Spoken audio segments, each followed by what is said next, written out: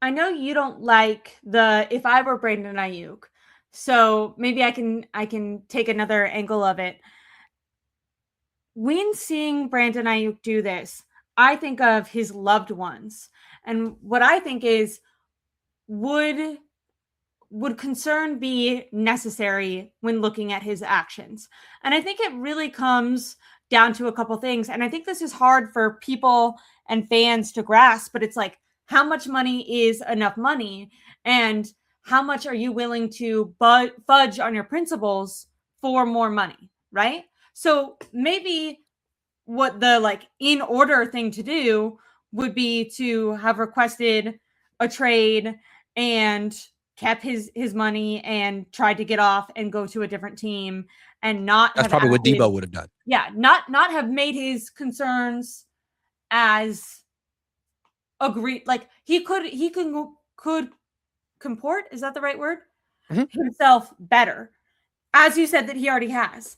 I Hmm. think he feels, or I don't know how he feels, but what would it would make me concerned if he was acting this way with no foresight into why he was acting this way.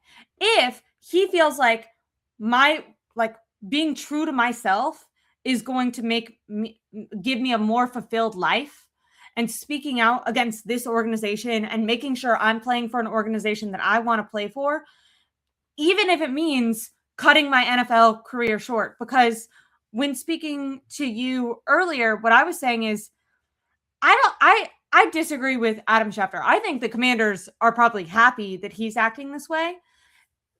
For Brandon Aiyuk, though, I think you are making a choice that your NFL career could potentially be cut short. Because right now, I imagine if he's cut, he will immediately go to the Commanders. It seems that Aiyuk also thinks that. But then what I would say when looking into Ayuk's future is, what if the Commanders don't extend Jaden Daniels? That's a big Mm. reason Aiyuk wants to be there. What if Mm. the Commanders do sign Jaden Daniels, but they don't want to re-sign Brandon Aiyuk? Well, now What if they we fire Dan Quinn next year and they bring in a new head coach who doesn't like Brandon Aiyuk? What if they fire Adam Peters and they bring in a new yeah, GM who doesn't like Brandon Aiyuk? You're right. and He's putting his all of his eggs in this one reputation is basket, and it's blown. not smart. It's But not the ideal business thing to do, but that's kind of why I admire what Brandon's doing, what he's yeah, doing, because he's not doing the smart thing. He's not he's making the not doing right it for business move. money. He gave He's not back doing it for 26 million in reputation. guaranteed money. How many players do that? How many players are willing to do all of this, give back the money, look crazy to say, no, I don't want to. I don't want to be on this team. I don't want to. I don't want to play for this employer. I have an issue with them. I want to play for this specific employer.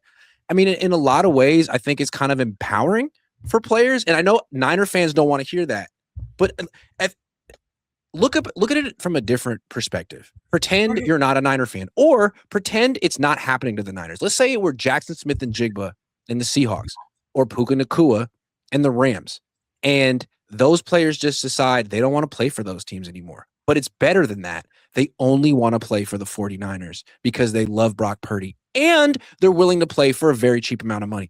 Would You would you, like as a Niner fan, talk about their professionalism? Would you care? Would you care that they were posting stuff on social media? Or would you just laugh and say, wow, what good fortune for us? We get Puka Nakua.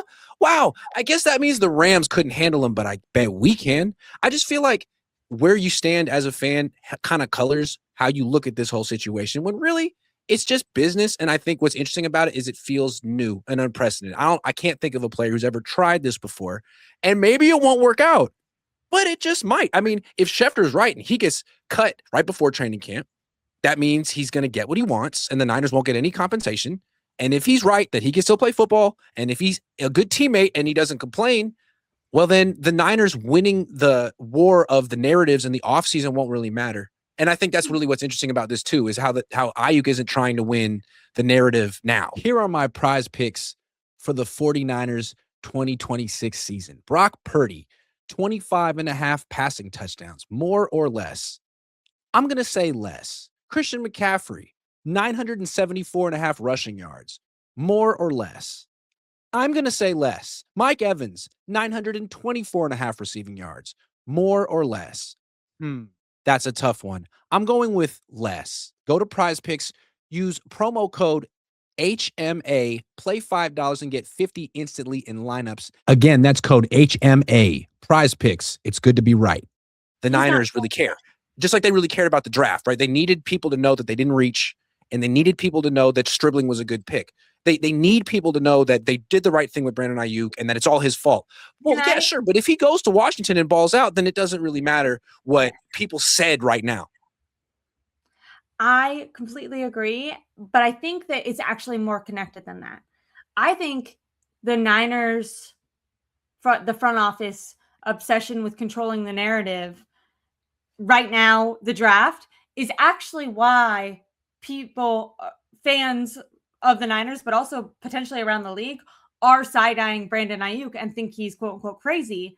Because if this was a team that had a worse if it was the Raiders, if this was the Raiders and it was Max Crosby, and Max Crosby was doing this, begging to get out of the Raiders, trashing the Raiders, all around the NFL, Adam Schefter wouldn't say Max Crosby is being erratic, he's being crazy. They'd go, the Raiders are a dumpster fire. Future Hall of Famer has issue with terrible organization. What are the Raiders doing? Bringing it home to the 49ers. What about Trent Williams? What about the Adam? I know that the Commanders are run by a different He did now, this. What about the Dan He literally Schneider, said, I don't want to play for them and I want to play for them. Dan Schneider, Washington Commanders. And people didn't look at Trent Williams and go, Trent Williams is crazy. They went, Dan Schneider is sexually assaulting women in the background. Get this guy out of there. The stadium is falling down. This is a dumpster fire organization. It's a bad team. Of course he wants out. I think the reason that the Niners have been able to leverage like this offseason or fans to side-eye Brandon Aiyuk is because they put so much effort into preserving their reputation as a good team, as a stable organization. That way, when things like this happen, people don't blame the organization. They look at Aiyuk. They get the benefit of the doubt, and Brandon doesn't. But what I would say is there's probably some players out there that have a different image of the 49ers than the one that they project elsewhere. And it's kind of a wait and see of, does Brandon Aiyuk prove that he had a point and the 49ers reputation begins to fall eventually as their core continues to age? And you know, how do younger players that never got an opportunity feel? How do players, I don't know if I'm allowed to say it, who maybe don't. Well, George Kittle came out and was like just a couple of days ago and was like, yeah, man, I could totally understand why he doesn't like the Niners. I mean, all they did was give him $130 million. So I think there's like a lot of that going on right now with Brandon. Like, they paid you. Shouldn't you be happy? They paid you more than they paid George Kittle. George Kittle's happy with $19.1 million a year. You got $30 million a year and you weren't happy. And I think there's a lot of this, hey, if George Kittle likes the 49ers, if the culture works for him, if, you know, Christian McCaffrey enjoys it there, Nick Bosa seems to enjoy it there, then why wouldn't Brandon? Richard Sherman liked it there. Why wouldn't Brandon? But like, is Brandon really the first one to leave that team on bitter terms? Is he really the first one? Or he's definitely the most vocal. How did Charvarius Ward feel? He kind of wrote an article about it after the case, right? He went about it in a more socially acceptable way, but it was partly about the tragic death of his daughter, but it was also, as he said, partly about the fact that he wanted to get an extension and they never considered giving him one, even though he never held out like Brandon did and Trent did. He never held out. He showed up for every offseason training thing and wasn't rewarded for it. Kyle Juszczyk got an extension that year, but not Charvarius Ward. Jimmy Ward lost his starting job and got pushed out. I mean, Eric Armstead was looked at as a captain for them, and then they tried to slash his salary from like $18 million a year to $6 million, which is like, look, I wasn't an Eric Armstead fan, and I think they were right to move on from him. But how do you think he feels about him? I'm sure there's a lot of people that keep these things to themselves. And what's amazing, what people keep looking at Brandon is like, man, whoa.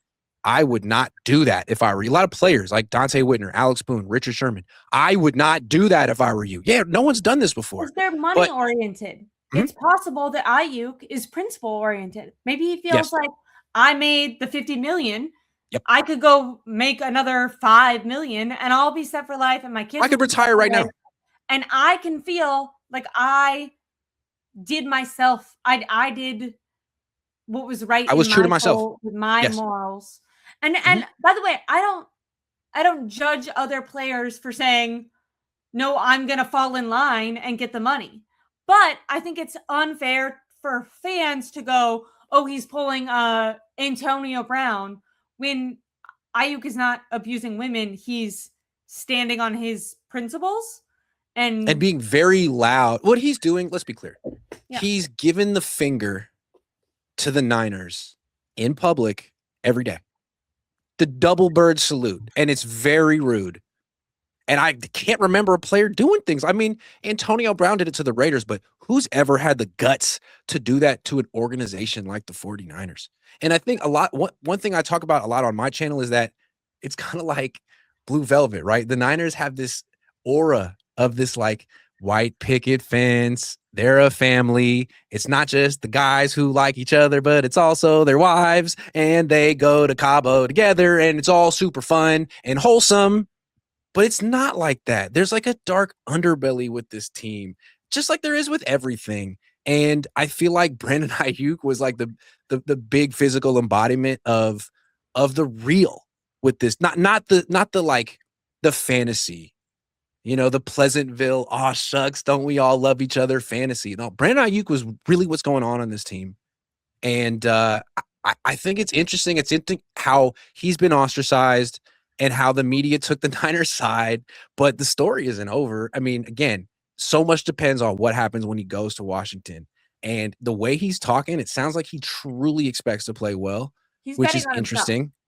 Yeah, I mean, which makes me wonder, like, do the Niners really expect him to go and flop, or are they worried? I'd be worried. If he was in the facility, stopping on a running 22 and stopping and turning on a dime, isn't that what Kyle said all last year that Ricky needed to do? And shouldn't Niner fans be pissed that they didn't get him on the field last year if he could do that? Sorry. Haven't they been crossing their fingers that one of the wide receivers that they drafted would do that?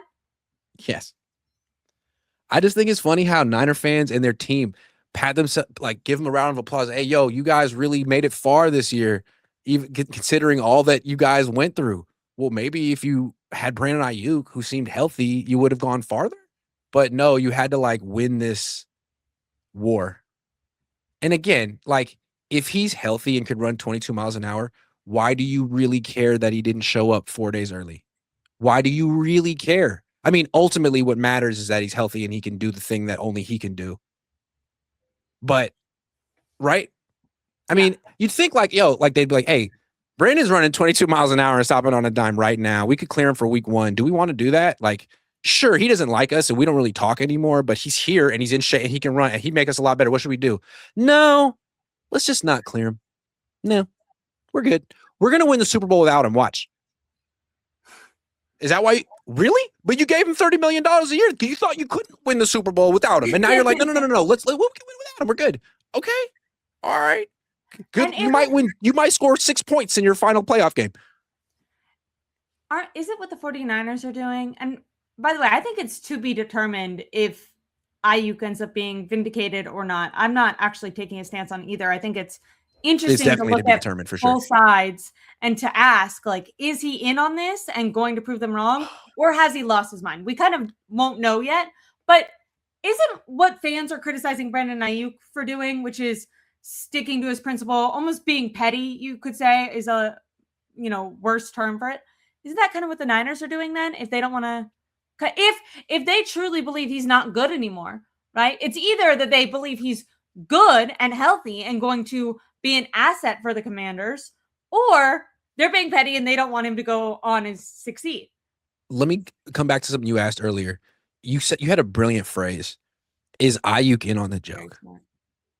Is Aiyuk in on the joke? I like that concept. Let's go with that. Right, because there's one scenario where he's doing this stuff and it's like it's backfiring and whatever he thinks he's accomplishing isn't working. My question to you is who else is in on this joke potentially? Because let's say Aiyuk was all alone here and Jaden Daniels wasn't in on this joke with him. Don't you think he would text Aiyuk and be like, hey, man, don't do that. Cut it out. Yeah. Don't post the picture with the Washington Commanders football. Don't post the picture saying, "Go, hey, don't do that, dude. Like, what are you doing?" Don't you think don't you think someone from Washington, Jaden Daniels, would be like, "Hey, knock it off, dude. That's just not cool." See, to me, that's why I feel like Brandon's in on the joke, Jaden's in on the joke, Adam Peters is in on the joke, and that's why I feel like Niner fans are being like, "Yo, is this tampering?" Because I think they know exactly what they're doing. I think they know exactly what they're doing, and I don't think Brandon's on his own on this one. Jaden Daniels isn't playing social media antics in the same way that Aiyuk is, but he's wearing Aiyuk merch to practice. Mm-hmm. Isn't that Mm-hmm. toying with the Niners in some way, It or is. supporting Brandon Aiyuk in some way? Yep. That's why I feel like you say, "Hey, man, someone in his inner circle needs to talk to him." Dude, his inner circle is Jaden Daniels and Jaden Daniels' mom. I wouldn't be surprised if this was their master plan. And you could argue it's not the best master plan. I'm not saying I wasn't there. I didn't plan it. But you could argue that this has all been coordinated by his inner circle to get him to Washington. It's all about, it's so hard for people in the comments to understand that there's going to be people out there that will put maybe their happiness or being true to themselves above NFL longevity and above money. And by the way, if he balls out, I'm saying that like the NFL potentially for the next contract after a Washington, maybe they wouldn't want him and maybe he wouldn't get paid as much money. But we've seen players do horrific shit, and if they play well, teams are going to pay them. So if he has an excellent contract, he's going to get paid by another team. And again, the worst thing that Brandon's done is disrespect the 49ers.